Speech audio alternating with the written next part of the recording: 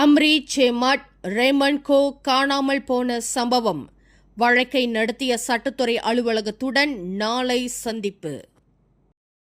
அடையாளம் தெரியாத கும்பலால் கடத்தி செல்லப்பட்டதாக கூறப்படும் சமூக ஆர்வலர் அம்ரி சேமாட் மற்றும் பாதிரியார் ரேமண்ட் கோ காணாமல் போன சம்பவம் தொடர்பில் அரசு தரப்பில் வழக்கை நடத்திய சட்டத்துறை அலுவலகத்தின் அதிகாரிகளுடன் நாளை வெள்ளிக்கிழமை சந்திப்பு நடத்தப்படும் என்று உள்துறை அமைச்சர் டத்தோஸ்ரீ சைஃபுடின் நசுட்டியன் இஸ்மாயில் தெரிவித்துள்ளார். இவ்விருவரின் குடும்பத்திற்கும் அரசாங்கமும் போலீஸ் துறையும் உரிய இழப்பீடு வழங்கப்பட வேண்டும் என்று கோலாலம்பூர் உயர்நீதிமன்றம் அளித்த தீர்ப்பை தொடர்ந்து தகவல்களை துல்லியமாக பெறும் பொருட்டு சட்டத்துறை அலுவலகத்தின் அதிகாரிகளிடம் விளக்கம் கோரப்படும் என்று சைஃபுடின் குறிப்பிட்டார்.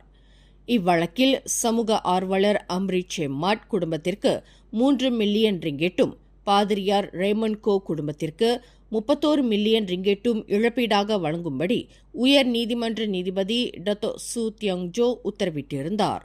அரசாங்கமும் போலீஸ் துறையும் தங்களுக்கான சட்டப்பூர்வ கடமைகளை மீறிவிட்டதாகவும் அவற்றின் அதிகாரிகள் அரசியலமைப்பு சட்டத்திற்கு விரோதமாக நடந்து கொண்டதாகவும் நீதிபதி சு தியங்ஜோ குறிப்பிட்டார்.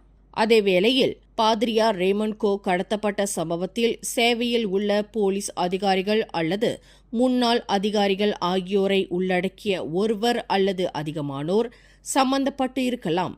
ஓர் உத்தரவின் அடிப்படையில் அவர்கள் செயல்பட்டுள்ளனர் என்று நீதிமன்றம் முடிவுக்கு வந்துள்ளதாக நீதிபதி சு தியங்ஜோ தமது தீர்ப்பில் தெரிவித்தார். மேலும் செய்திகளை தெரிந்து கொள்ள கீழே இருக்கும் பெல் பட்டனை அழுத்துங்கள்.